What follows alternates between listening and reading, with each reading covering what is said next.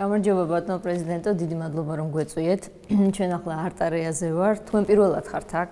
სხვათა შორის მეც, ჩემთვისაც პირველი გადაცემა, ამიტომ განსაკუთრებული მადლობა, რომ თქვენ ჯერ არ იცით რა გადაცემაში სტუმრობთ და მაინც ასე ვთქვათ, მოვბრძანთით.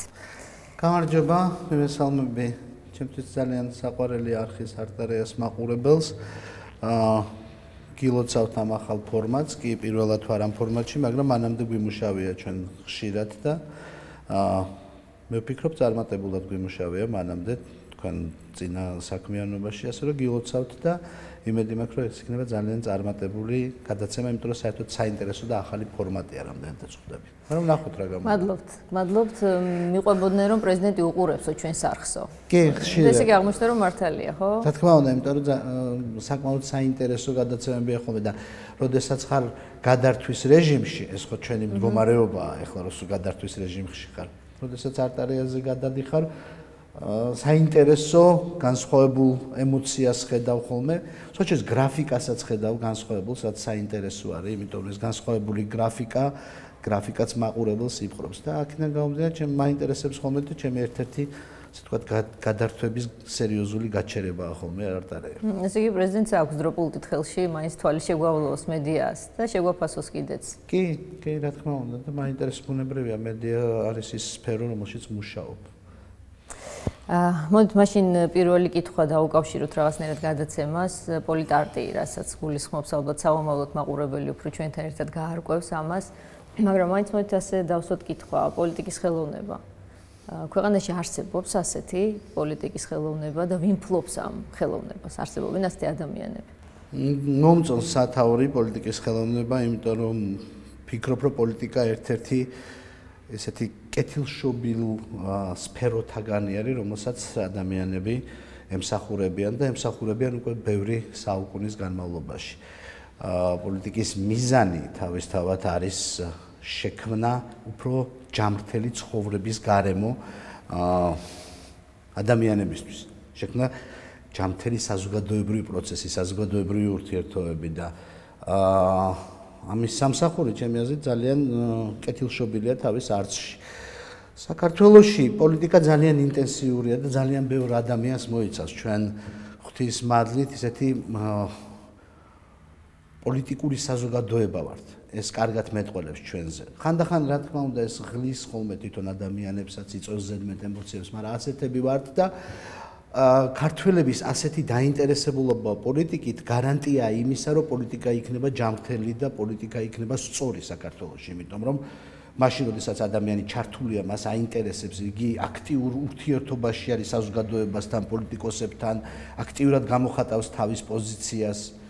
სწორედ ეს არის ის ინდივიდუალიზმი, ის პოლიტიკურ ცხოველად ადამიანის ყოფნა, რომელიც ბერძნებმა განსაზღვრეს როგორც წინაპირობა დემოკრატიის და წინაპირობა ჯამრთელი საზოგადოების. ასე რომ საქართველოში ეს აქტიური სფეროა, რომელშიც ძალიან ბევრი ადამიანია ჩართული და მე მაინც დღეს ალბათ ესე ცალკე პოლიტიკოსებზე არ ვისაუბრებ, მაგრამ ჩვენ ყავს ჩვენი საზოგადოება აქტიური არის ამ თვალსაზრისით და ყველაზე აქტიური პოლიტიკოსები ჩემი აზრით არიან რიგითი მოქალაქეები, რომლებიც ძალიან აქტიურად გისმენენ, გაფასებენ, თავის პოზიციას აფიქსირებენ და აი ეს აქტიური საზოგადოება ჩვენ ნამდვილად გვაქვს.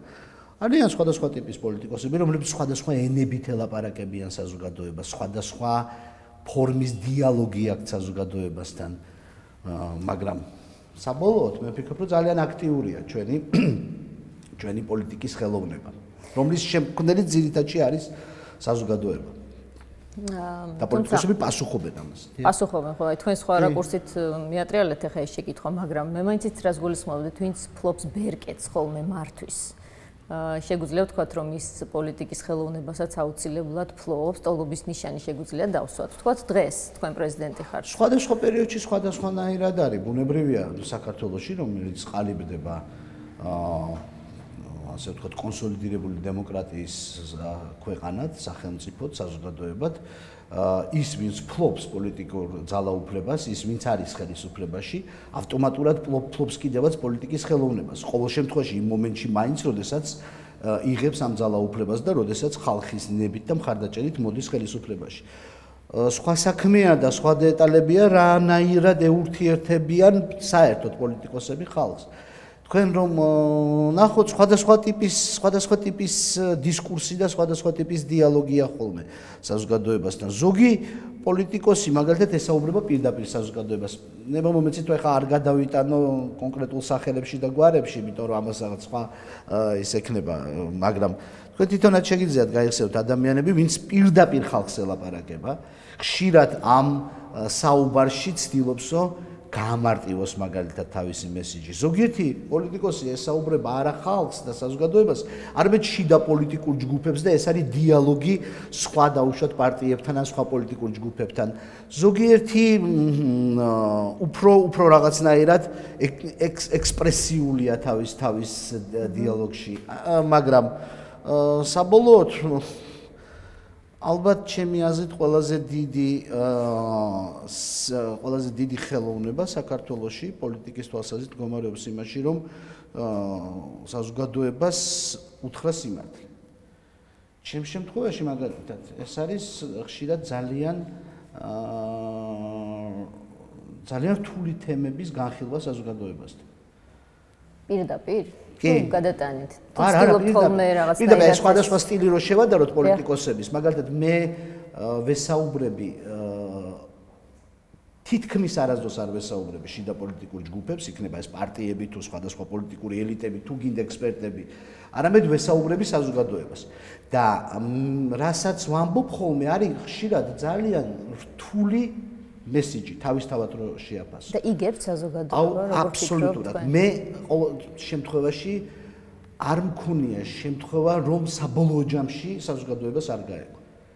პირველი რეაქციაა ხოლმე პოლიტიკოსებისგან, ხშირად ექსპერტებისგან, რომლებიც ამბობენ რომ ეს რთულია, რომ ეს არის ნაადრევი, რომ ქართული საზოგადოება ხშირად მზად არ არის ასეთი დაუშვათ რთული მესიჯის მიღების თვალსაზრისით. ეს საუბრობენ ძირითადში პოლიტიკური ელიტა, რომელიც ამბობს, რომ იცით და ჩვენ ჭკვიანები ვართ, მაგრამ ხალხისთვის რთულია ამის გაგება. მაგრამ არასდროს არ გამიმარტივებიან მესიჯი. ყოველთვის მაინც რთულ მესიჯს ვაყალიბებ და ჩემი მესიჯი საბოლოოდ ყოველთვის მიდის საზოგადოებამდე. მიუხედავად იმისა, რომ ხშირად პოლიტიკური ელიტა არ აფასებს ხოლმე ადეკვატურად, მაგრამ მე არ მქონია შემთხვევა, რომ რაღაცა პერიოდის განმავლობაში და რაღაცა პერიოდის შემდეგ თვითონ საზოგადოებას არ მიიღოს იქიდან ქართულ საზოგადოებას ყველაზე რთული მესიჯების შინაარსი არ წაეკითხოს. ესე გამოდის, რომ თქვენ მაინც საზოგადოების მაჯაზეც რაღაცა ფორმით ხელი გიდევთ რეიტინგებით, თუ აი რა ფორმით ამოწმებთ ხოლმე ის, რაც თქვენ რთულად ჩამოაყალიბეთ, გაიგო თუ არა აუდიტორიამ. ურთიერთობებით. როგორი? სად გაქვთ კონტაქტი ამომრჩეველთან? ამომრჩეველთან ყველანი ამომრჩევლები ვართ, მათ შორის მეც. ურთიერთობებით, რომელიც მაგ ძალიან ინტენსიური და ეს ურთიერთობები არის ყველა ბუნებრივია, ეს არ არის ჩაკეტილი შიდა წრეში, იმიტომ რომ სხვანაირად ვერც შენ და ვერც ისინი ვერ გაარკვევენ რა არის, რა გადადის ხალხში და რას პასუხობს საზოგადოება, არ არის ეს რეიტინგი მხოლოდ. ეს არის ურთიერთობა, ეს არის შეხვედრა ბაზარში, ეს არის შეხვედრა ქუჩაში, ეს არის ნაცნობის ნახვა, ძალიან დიდი წრე მყავს ნაცნობების, ხო? რომლებიც სრულიად სხვადასხვა სფეროებში მოღვაწეობენ. ძალიან ბევრი მათთაგან ზუსტად იგივეს მეუბნება, იცი რა ეს რთულია. მეუბნები რომ თუ შენ გაიგე, რატო გონია რომ ვინმე სხვამ ვერ გაიგო. აი ყველაზე რთული რა იყო, რაც გაგიჭირდათ და აუდიტორიას ცოტა გაუჭირდა აღქმა თქვენი აზრით, იმიტომ რომ თქვენი ნაბიჯები ახლა უკვე შეეჩვია ამომრჩეველი, რომ შეიძლება იყოს არასტანდარტული, მით უმეტეს აი ბოლო ნაბიჯით კიდევ ერთხელ დაადასტუროთ ის, რომ სულ რაღაც ისეთ ნაბიჯს დგავთ, რასაც არ ელის ხოლმე. გარემოცვა, სულ მცირე თქვენივე გუნდი, ხო, საიდანაც წამოხვედით. რისი აღქმა გაუჭირდა აუდიტორიას ყოველ შემთხვევაში? თავიდან იყო რთული ამ დიალოგის, ასე ვთქვათ, დაყენება.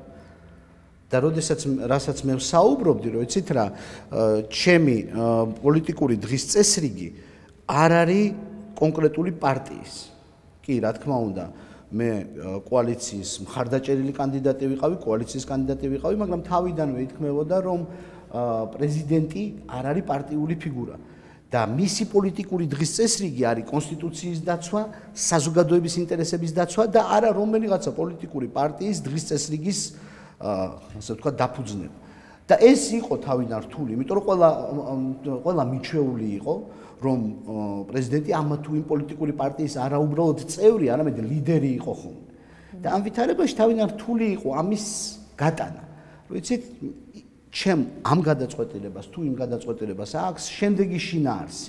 ეს არის გამომდინარე ჩემი ვალდებულებებიდან, კონსტიტუციის მიმართ, გამომდინარე ჩემი არსებული უფლებამოსილებებიდან და მე ამას ვაკეთებ არა რომელიღაცა შეთქმულების ან პოლიტიკური ჯგუფის ინტერესებში, ან რომელიღაცა ალიანსის ინტერესში. არამედ მე ამას ვაკეთებ საზოგადოების და სახელმწიფოების ინტერესებიდან გამომდინარე.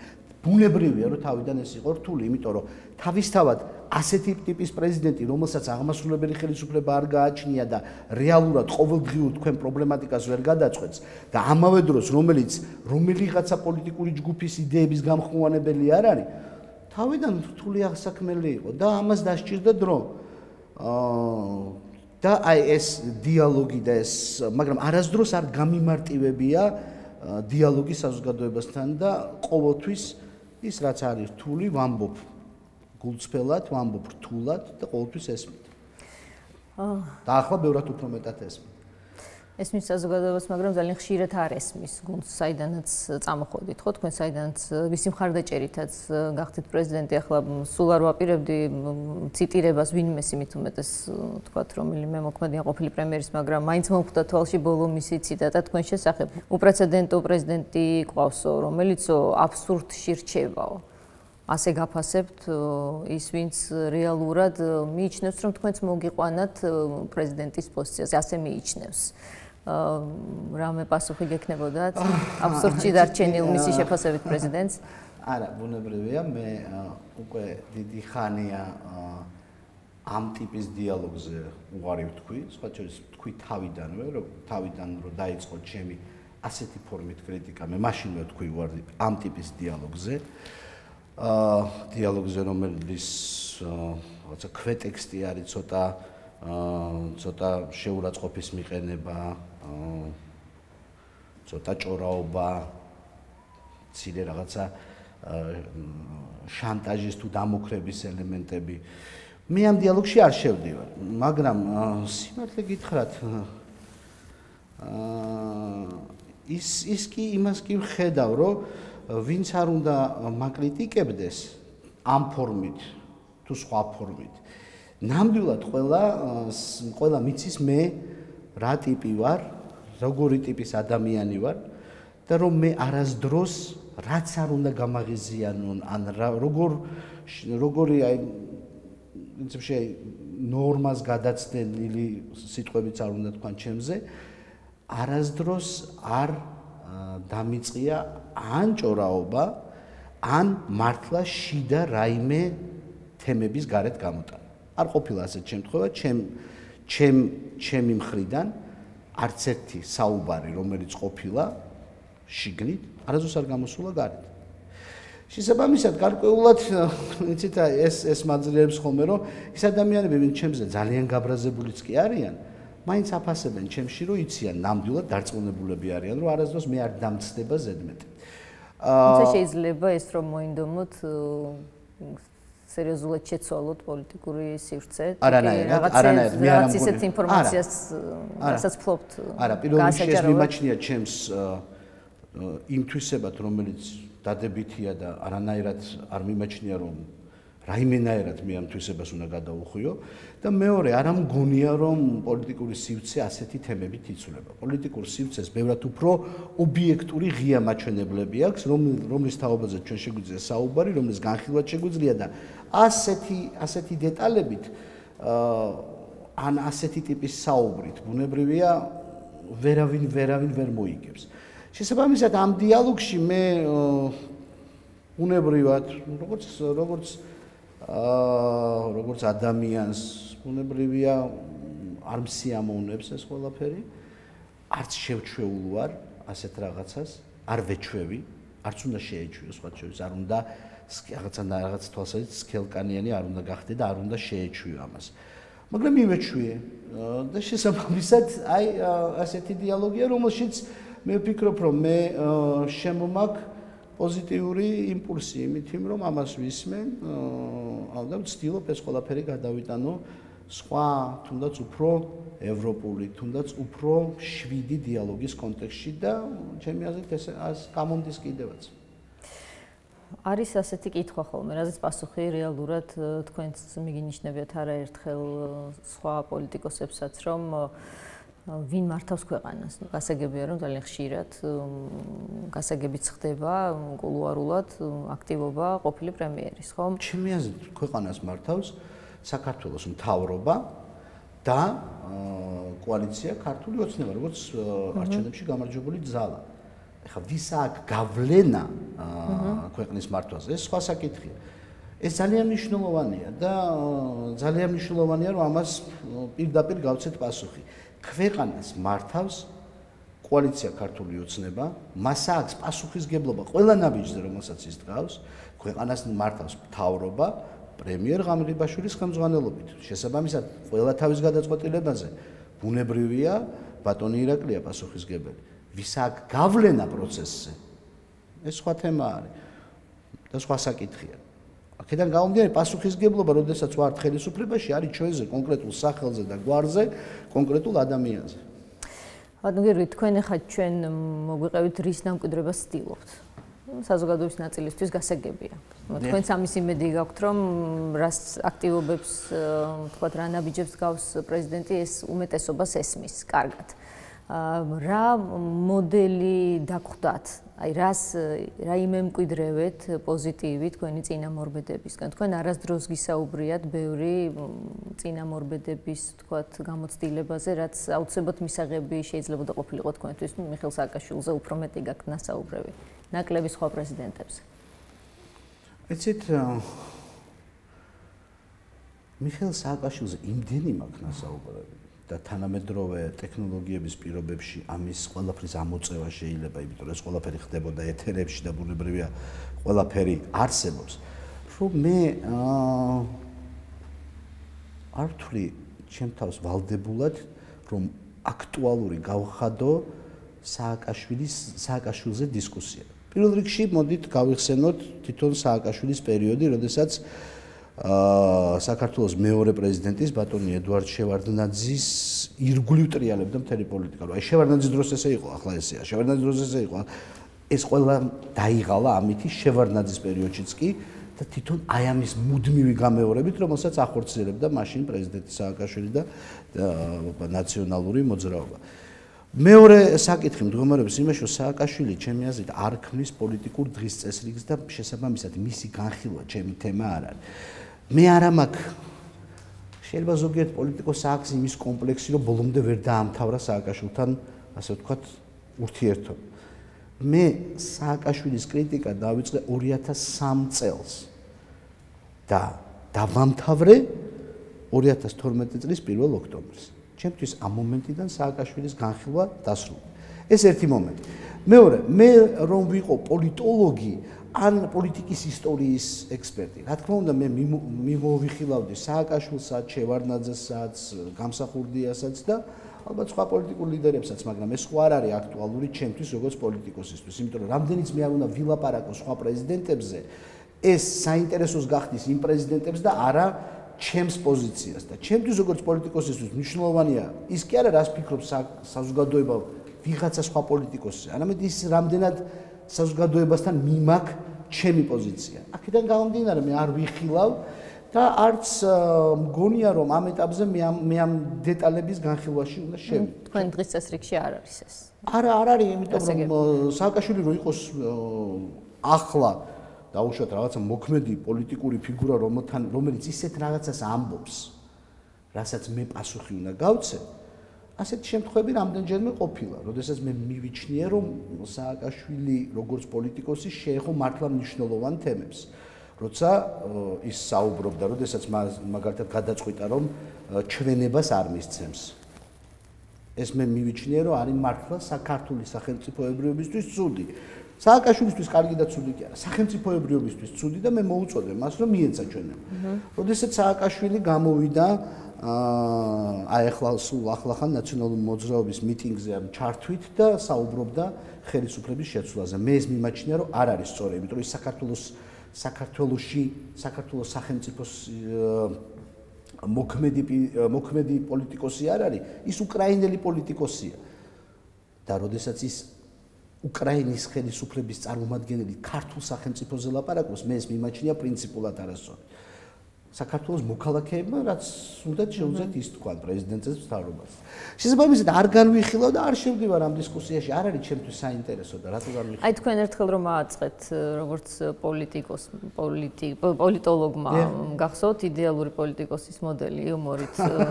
ხო, რაღაც ასეთი საწყობა მინდა გთხოვოთ, ოღონდ პრეზიდენტის შემთხვევაში. ძნელია ეხლა, მაშინ უფრო ადვილი იყო და მაშინ იუმორით საუბრობდი და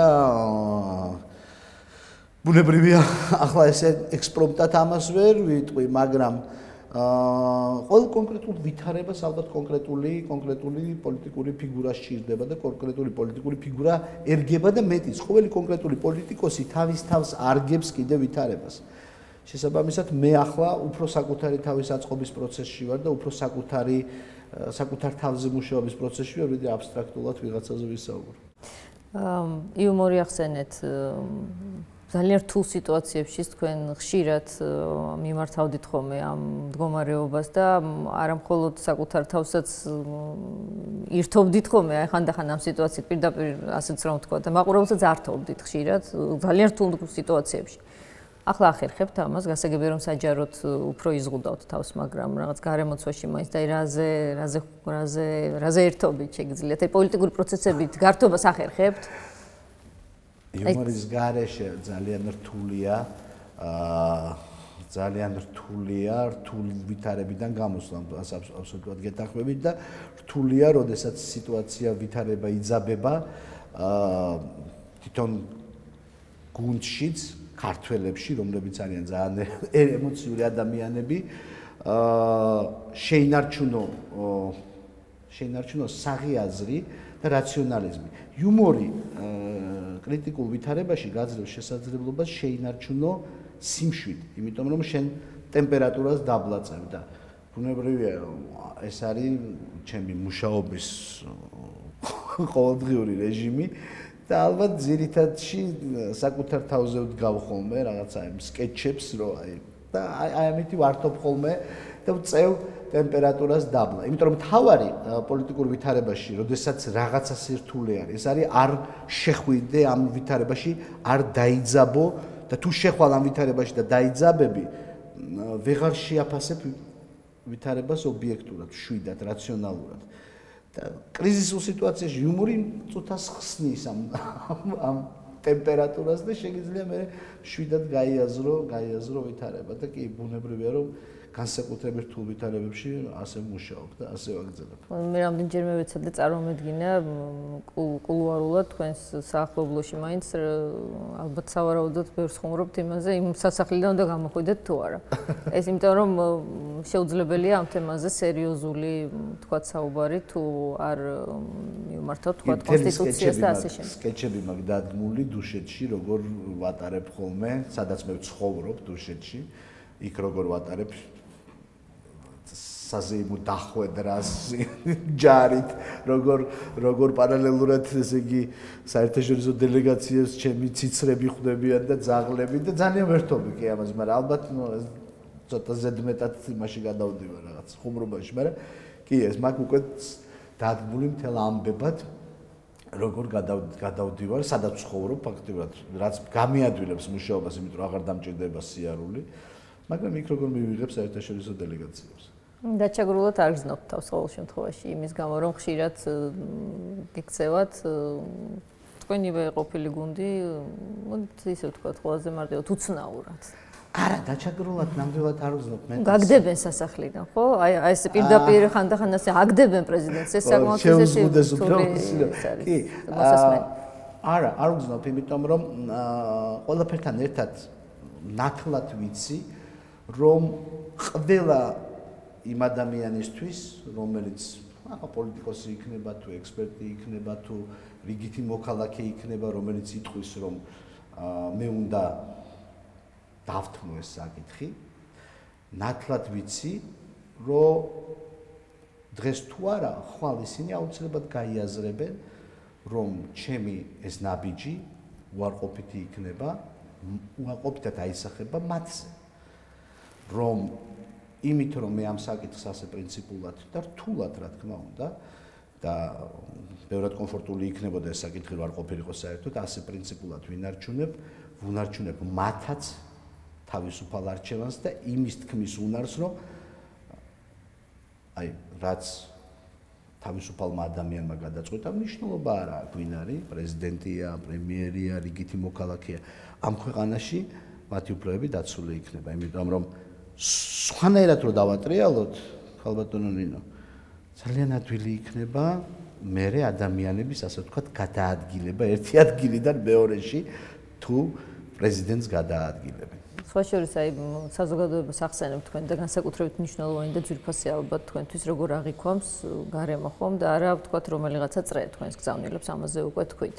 აი მე მომისმენია რიგითი მოქალაქეების რა გახდა ეს სასახლე ღირდა ამდენ დავიდარაბად აი რატო გააკეთა ნუ წასულიყო ბოლოს და ბოლოს გადასულიყო აი რა პასუხი გაქვთ ასეთი ადამიანი ვერ იგებს სხვათა შორის ნუ თქვა კაცმა ივანიშვილმა თქვა რომ მოდი რა არ შევიდეთ ამ სასახლეში და წავიდა და შევიდა ამ სასახლეში რაც უკვე გაგეცით ეს პასუხი ეს გითხარით ეს არის სახელმწიფო ინსტიტუტის დაცვა და ჩვეულებრივ რიგითი მოქალაქის დაცვაც მათ შორის და ეს ბუნებრივია არ არის კიდევ ერთხელ არ არის ყოველთვის ჩემი პოზიცია არ არის ყოველთვის სწრაფად მიტანილი საზოგადოებამდე თითოეული საზოგადოების ეს წევრი ადრე თუ გვიან ამას გაიაზრებს. აბა ნახეთ მე რო საპირისპირო გავაკეთო, რამდენად შეურაცხყოფილი იქნება ჩვეულებრივი რიგითი მოქალაქე.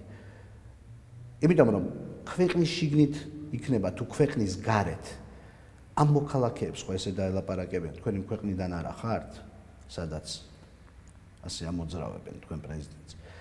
მე მგონია რომ ეს სიმართლე ნელ-ნელა მივა მაგრამ ამაშია საქმე ნინო ნახეთ აი არჩევანი რაზეც საუბრობდით ლაპარაკის ფორმაზე ერთი არის ეურთიერთო ძალიან მარტივი მესიჯებით საზოგადოებას მეორე არის ბოლომდე გულწრფელად მოყვე ხოლმე რთული თემებიც კი მაგრამ ჩემი არჩევანი ყოველთვის არის ასეთი რომ მოვყვე რთული საკითხი ბოლომდე გაუზიარო ეს საზოგადოებას და შესაბამისად ამ დიალოგში შედგეს ჩვენი ერთიანი ხედვა.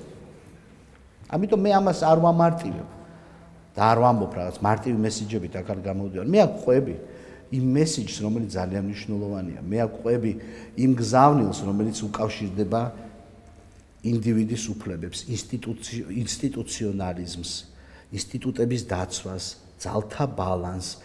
ეს ყველაფერი ხომ მნიშვნელოვანია, რომ არა მარტო წიგნებში იყოს, კონსტიტუციაში იყოს, პოლიტოლოგიის სახელმძღვანელოებში იყოს, არამედ ეს გახდეს ხალხის ჩვეულებრივი საზოგადოების ჩვეულებრივი სალაპარაკო ენა. ეს გახდეს ჩვეულებრივი რიგითი მოქალაქეებისათვის ძალიან იოლად მოსახმარი და ყოველდღიურობაში სახმარი ტერმინოლოგია. ეს ძალიან მნიშვნელოვანია, რა სინტაქსით საუბრობთ ჩვენ, რიგითი მოქალაქეები. როდესაც რაღაცა ვითარება მოხდება, როგორ ვიაზრებთ ჩვენ ამ ვითარებას? რა ანალიზს უკეთებთ? არა პოლიტიკოსები და პოლიტიკის სპეციალისტები და პოლიტოლოგები და პროფესორა. არამედ რიგითი მოქალაქეები რა სიფრთხეში გაიაზრებენ. აქედან გამომდინარე ის, რომ ჩვენ ამ საკითხებზე საუბრობთ თანამედროვე დემოკრატიული საზოგადოების მშენებლობის პრინციპებზე.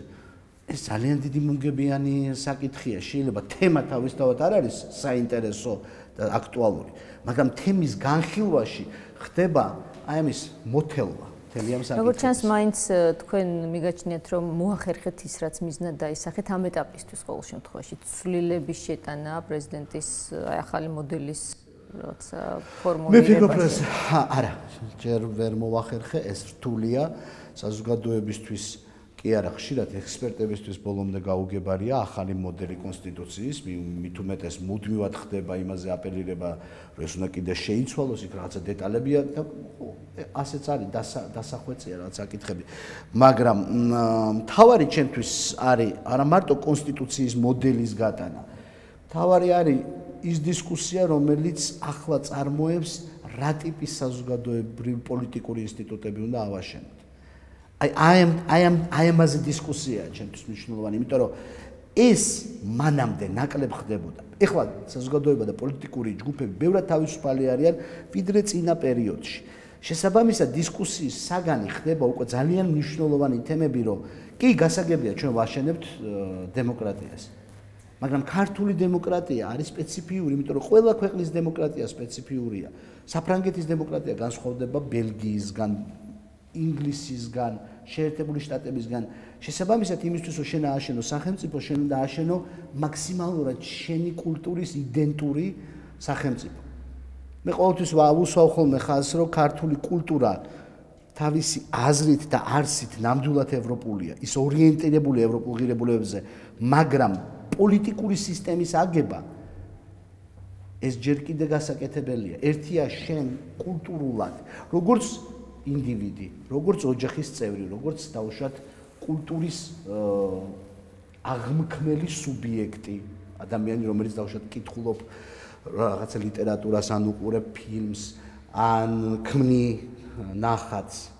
აი ამ მომენტში შენ რო ევროპელი ხარ, ეს სხვა თემა, მაგრამ როგორც პოლიტიკური სუბიექტი ეს კიდევ გასავლელი გზა არის და ამ თვალსაზრისით ის რასაც შევქმნით ის უნდა იყოს იდენტური ქართული კულტურის და ამაზე მუდმივად კულტურის არა როგორც ხელოვნების, არამედ ქართული ემოციური კულტურის.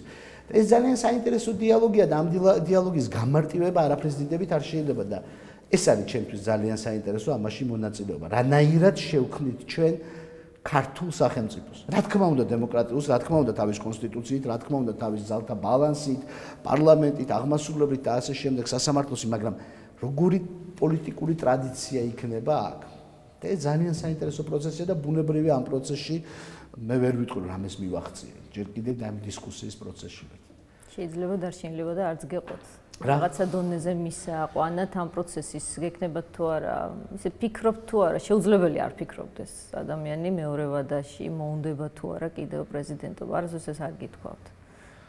არასდროს არ მithქვამს, იმიტომ რომ როგორც პოლიტიკოს არ იქნება არც ერთ შემთხვევაში სწორი, რომ ამაზე კომენტარი გავაკეთო. არც ერთ შემთხვევაში არ იქნება სწორი. რო ვფიქრობდე არასწორია, რო არ ვფიქრობდე არასწორია. შესაბამისად აქ როგორც პოლიტიკოსი მივდევ იმ კანონებს, რომლითაც მოქმედებ. ჩვენ ხომ მოქმედებთ ამ პოლიტიკურ რეალობაში, სივრცეში, სადაც მედია ძალიან მნიშვნელოვან როლს თამაშობს და ბუნებრივია, ამაზე არ ვაკეთებ აქცენტს და ბუნებრივია არც გავაკეთებ. და მოდით ჩვენ არტარიას მაყურებელს ვცეთ პატივი და თქვენ მაინც კითხავთ ფინალისკენ, მათ ძალიან აინტერესებთ დარწმუნებული ვარ, რას ფიქრობს საქართველოს პრეზიდენტი კულტურის პოლიტიკის შესახებ ქვეყანაში. ასეთი არსებობს საერთოდ? უაღრესად რთული კითხვა. მე ბუნებრივია არ გავაკეთებ არსებული კულტურის სამინისტროს პოლიტიკის კომენტირებას. მაგრამ როგორც ამ საზოგადოების წევრი საერთოდ სვავ კითხვას იმის თაობაზე, რამდენად ქვეყანაში კულტურულ პოლიტიკას უნდა ატარებდეს ხელისუფლება. ხელისუფლება ჩემი აზრით, ბევრად უფრო აქტიური უნდა იყოს კულტურის დაცვის ნაწილში და ხსნიდეს ველს კულტურისთვის, ხელოვნებისთვის. ამ ველის გახსნის პროცესში სრულიად თავისუფალი პროცესი უნდა წავიდეს. უნდა წავიდეს პროცესი, რომელშიც თითეული შემოქმედი თავის თავს პოულობს. ან არ პოულობს, იმიტომ რომ შეიძლება შემოქმედმა უარი თქვას თუნდაც დაუშვათ სახელმწიფოს მიერ დაფინანსებული ფონდიდან ფულის აღებაზე, ან თulides რომ მისი ხელოვნება არ უნდა მიებას ბაზარს. ეს ყველა ფორმატი დასაშვებია. შესაბამისად, იდეალური ჩემთვის არის კულტურის პოლიტიკა, რომელიც ემყარება თვითონ საზოგადოებას, საზოგადოების შიგნით არის ბევრად უფრო მეტად დეტერმინირებული საზოგადოებასთან დიალოგით, ვიდრე ხელისუფლების მიერ განხორციელებული ამა თუ იმ პოლიტიკით. რა თქმა უნდა, დაცვა კულტურულ მემკვიდრეობას ძალიან სჭირდება. რა თქმა უნდა, საჭირო არის კულტურის მიმართულებით რაღაცა სტანდარტული სფეროების, ასე ვთქვათ, მხარდაჭერა და დაფინანსება, მაგრამ თვითონ შემოქმედება ძნელად თუ ებმევა რომელიმე establishments. და კი არის ხოლმე საზოგადოება, სადაც კონტრკულტურაც კი არის ხოლმე მიბმული და სხვა შეზღუდული ცდელობა საქართველოშიც იყო, რომ კონტრკულტურული მიმდინარეობები რაღაცნაირად ახლოს ყოფილიყო ხელისუფლებასთან, რომელიც ამავე დროს ხელისუფლება ყოველთვის establishment-ის ნაწილია. მაგრამ მე მგონია, რომ ეს ბევრად უფრო უნდა თავისუფალი პროცესი იყოს და ერთიც დავიწყეთ, რომ პოლიტიკის ხელოვნება. ესეც ძალიან მნიშვნელოვნად კულტურის ნაწილია, იმიტომ რომ აი შემოქმედებითი ძიება პოლიტიკაში არანაკლებ აქტუალური და ამაღელვებელი შეიძლება იყოს საზოგადოებისათვის. ახლა როდესაც პოლიტიკოსი გესაუბრება შენთვის ამაღელვებელი ტერმინოლოგიით, შენთვის საინტერესო თემებზე, მე ფიქრობ, რომ ესეც გარკვეულწილად ხელოვნების ნაწილია. და ფინალში მაინც მინდა გითხოთ, თემო როგორი ბიჭია? კაი ბიჭი ესე აკეთებს. ესე აკეთებს ხოლმე და 7-ია და კარგია. გავთ ცოტა. მე მგონი, კი, მე ჩემზე ასე შთაბეჭდილებას ვთქვი, თუმცა მე ის თვალი არ მაქვს, რომ ვერ ხვდები ხოლმე ბავშვების მსგავსი რო ამბობენ ხოლმე, აი ხა ცოტა ისა, ამისი ამას ვერ ხვდები ხოლმე, მაგრამ ამბობენ რომ ძალიან მსგავს. ძალიან ტრადიციული კითხვა იქნება, რომ შეგცვალოთ, ხო, ბუნებრივია პატარა მსახში თუ ვერ იცლით?